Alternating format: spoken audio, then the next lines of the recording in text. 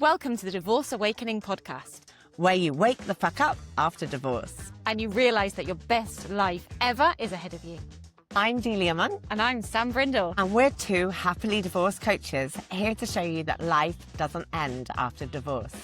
Mate, it's just getting started. This is your chance to find out who you really are and build a life that you can't even imagine. We'll be talking about purpose, career change, dating, spiritual shit, and falling in love with yourself. Let's get into it. Let's go! Hello and welcome back to the Divorce Awakening podcast. And today we are going to start talking about a topic that honestly we have a lot to say about, which is dating and returning to the dating world after divorce. So, Sam, how was it for you returning to dating after getting divorced? Like, how did it feel? Big question. So when I was divorced, the first thing that anyone said was like, oh, have you met someone else? Are you back on the dating scene? So it felt like it needed to be like a rite of passage that you had to suddenly like get back on the horse and start dating again. But of course, I'd been with my ex for like 14 years. So I hadn't dated previously. Obviously the apps didn't exist. And I had never really been on a date. It was always you'd go out, you'd meet someone in a club, like you'd maybe like exchange telephone numbers, you might see them again. But it was very casual dating.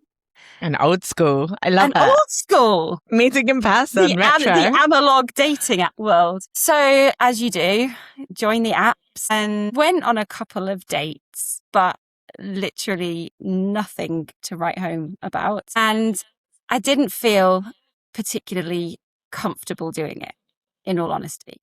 I didn't want to meet anyone. That was absolutely out of I really did not want to. But I thought it was something that I should do.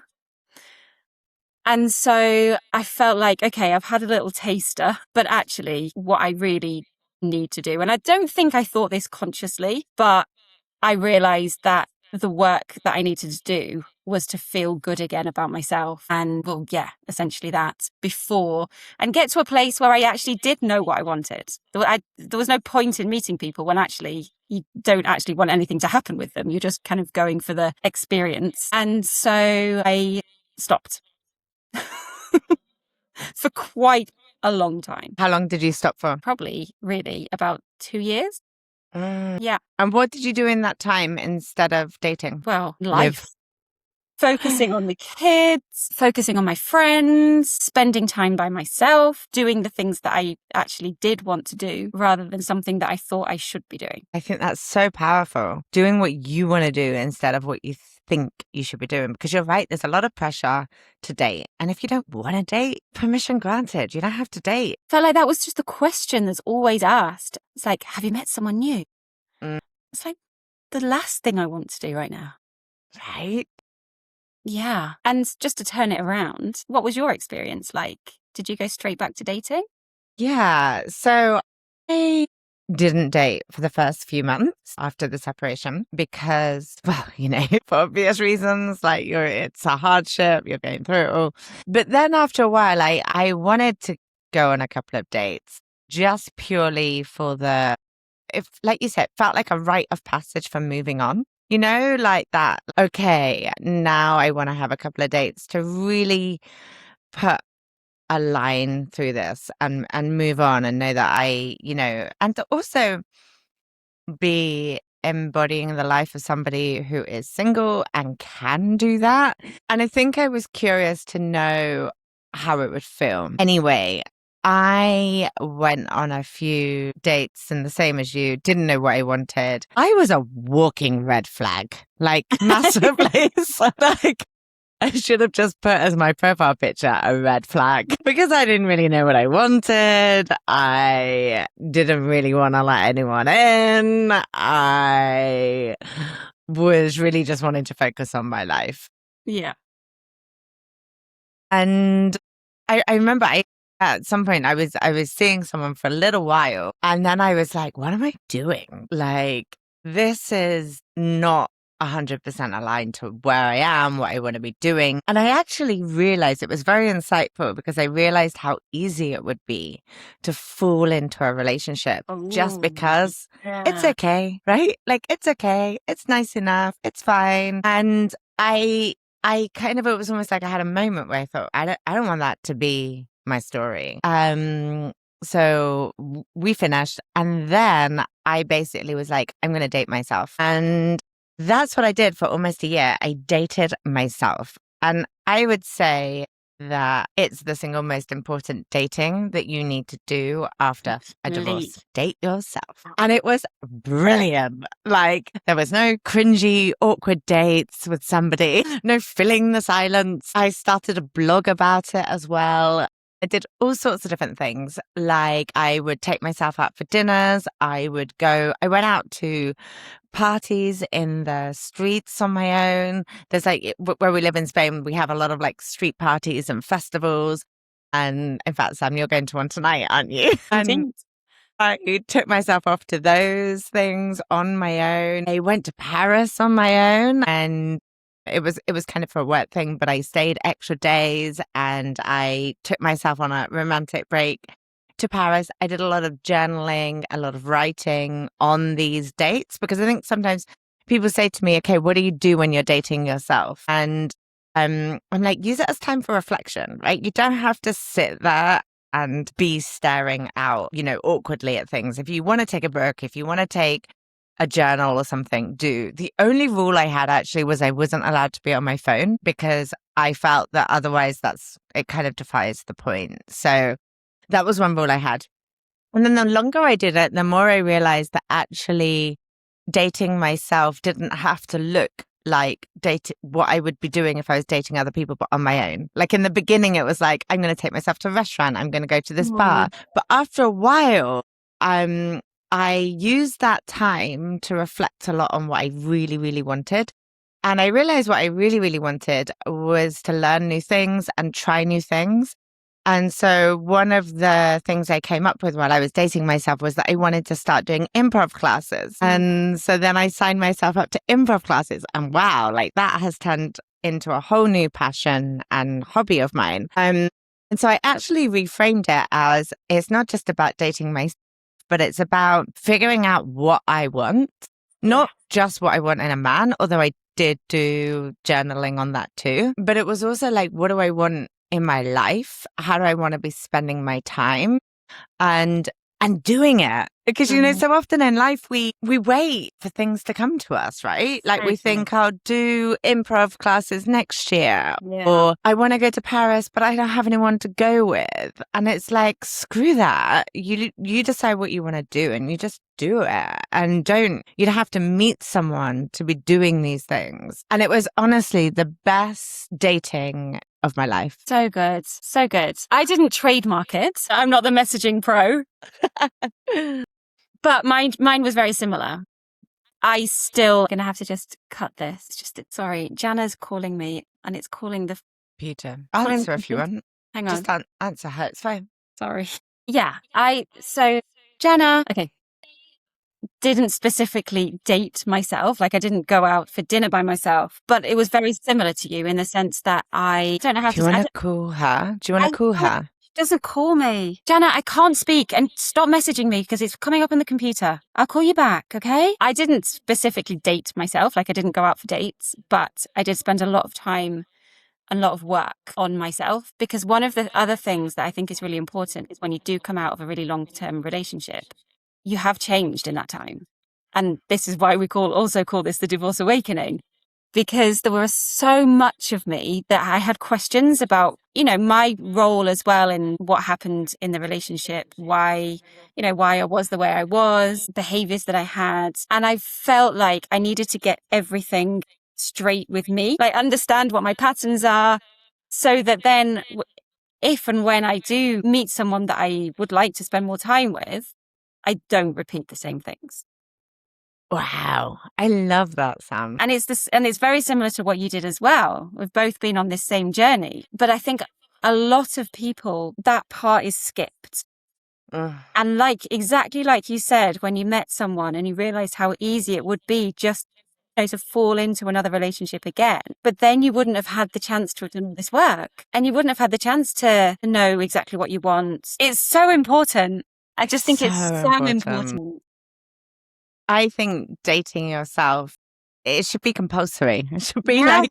should be part of the divorce contract. Like, congratulations, you've got divorced. You can put yourself on the app if you want, break that seal, have a go, and then date yourself, because you can't know what you want until you've done that work. And I think what you've just said about thinking about the patterns and how everything played out in the last relationship and what your part in that is so, so important. And I think the other danger, if you don't date yourself, is that you can end up yo-yoing. Certainly, I've done this before, where you would then just go for someone who is the complete opposite of your ex, because you'd just be like, God, all these things were awful. This person's the opposite of that. That's what I need, right? Yeah. And it's also this, like, you're filling the hole, right, with somebody else, because let's be honest, after you've, like you said, you were with someone for 14 years, I was with someone for 7 years, you can then suddenly find yourself on your own. Both of us, I think we were living on our own for the first time after divorce, right? Yeah. And we've talked in previous episodes about the emptiness that can come, and that sort of the long nights and the how am I going to fill my time and who even am I? And if you just fill all that with somebody else, then that is just putting a plaster over the problem, I think. Yeah, completely. Another thing that came up for me, and it was something that I'd always known, but I didn't have a lot of high self-image, self-esteem. There was a lot of things that I would put myself down. Like, I had quite a strong negative voice. And so had I met someone, it would have been, I think, for the wrong reasons. It would have been for someone to make me feel better, to boost me. And something I say a lot is that I would go on dates thinking that I hope they like me. And it's that kind of wanting someone to find you attractive and wanting that, because I didn't particularly feel it about myself. And so you would go into a relationship always a little bit on the back foot, like it's like the external validation. But if you already have filled that yourself, like, now I think I'm pretty great. I was just about to ask, how's that shifted? How are you feeling about yourself these days? I think I'm pretty cool. You are. I do. I mean, I can joke about it, but there's been a whole lot of love thrown at myself by myself that I don't need that external. I mean, obviously it's really nice to know that someone finds you attractive. I'm not denying that at all, but I don't need it to feel okay. And so now if I meet somebody, it's because I genuinely, I can go on a date thinking, I hope I like them. Like, I hope this isn't a waste of my time. Right? It's such a mind shift. That is incredible. That shift from I hope they like me to now I hope I like them. I hope this is a good use of my time. Yeah. And I would never have thought that before if I hadn't have spent this time by myself. And that has come from, dating yourself and getting to know yourself and your patterns and what you want. And like, we talk about love, and you and I talk about love a lot, right? And we love love. We love love. And if dating is to find love, then how better to date yourself and find deep self-love before you date someone else to find external love? Like, I feel like that is it, right? Date yourself, ladies, date yourself. I cannot stress it more. Find other women, community that are in a similar boat to you, because I think it really helped that, if you're listening to this, obviously Sam and I are friends and we have supported each other. Well, Sam supported me a lot through my divorce because she was ahead of me, but also we've sort of done this work in parallel, haven't we? We've both been very, we'll talk, and I think we'll do another episode on dating, because now we've done this work, we have dated a bit more, and I think we now date with a very different attitude to how we dated when we initially got divorced. So I think it would be worthwhile for us to do another episode on dating, like after you've done this work. But I think it's so important to try and have people in your life that are in the same stage as you, because it's very hard, I think, very isolating if you're divorced and all your friends are married. And so I think joining communities or dropping me and Sam an Instagram message if that's you, and just let us know, because we're here for you as well. Like, you're not on your own. And the minute you realize that, I think the need for dating drops again, because you realize you don't necessarily need a partner to be less alone. You've got your women tribe. Because in the very beginning, I didn't really have that. I didn't have the group of, I didn't really know, I think I've mentioned this before in other episodes, but I didn't really know very many people who'd already got divorced.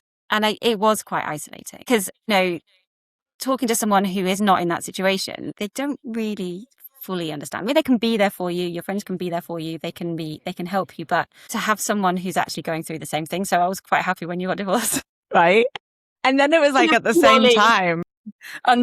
Purely selfish way. I'm happy to, but it was great as well, because I feel like we have been quite in parallel, even on the dating, right? Like, we were both doing the apps and experimenting, and then we both got disillusioned with it, and we both sort of turned inward at a similar time. Yeah.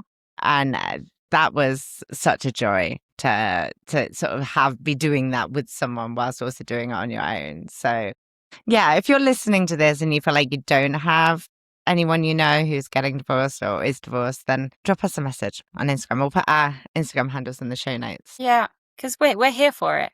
We've been through most things. Yeah, but dating yourself, we cannot stress how important it is. And what we find as well is that right now we're talking specifically about dating, but in doing that work to like fill your own cup and love yourself, and they all seem quite cliche things, but it then runs into every part of life. And I can speak from personal experience. I kind of started because I wanted to get to know myself and what I wanted, I suppose romantically, but it's meant that, it's literally changed my life. I was going to say, give me some examples. How has it rippled out and changed your life? Well, I have my own business. I've gone from being corporate to entrepreneur, which was never on my horizon.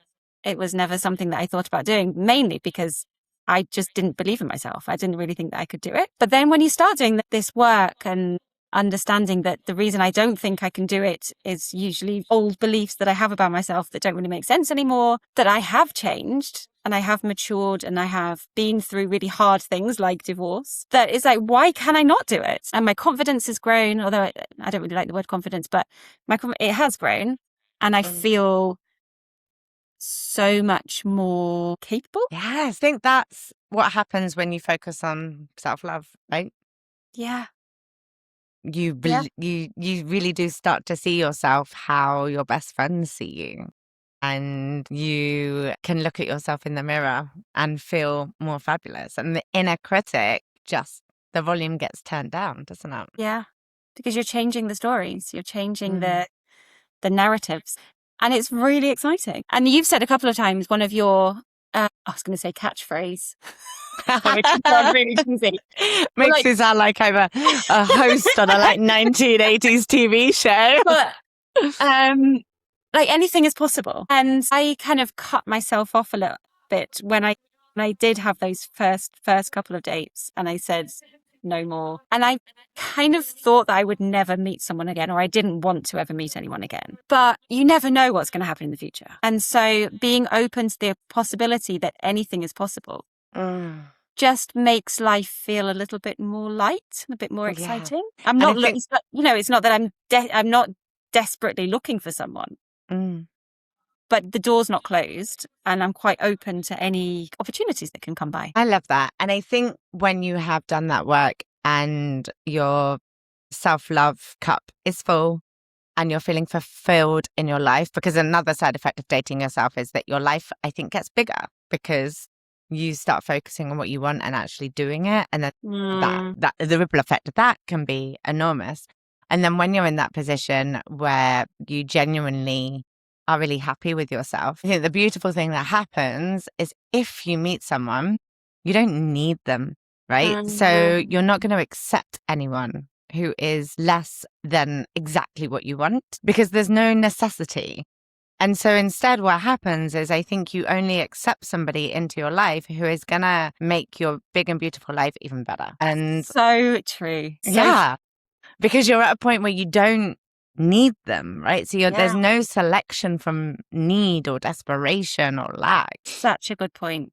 We've said this before as well. Sam and I are both in our 40s. I'm 42. Are you 42, Sam? Yeah. No, I'm almost 44. Almost 44. I'm the spring Still chicken of 43 us. though.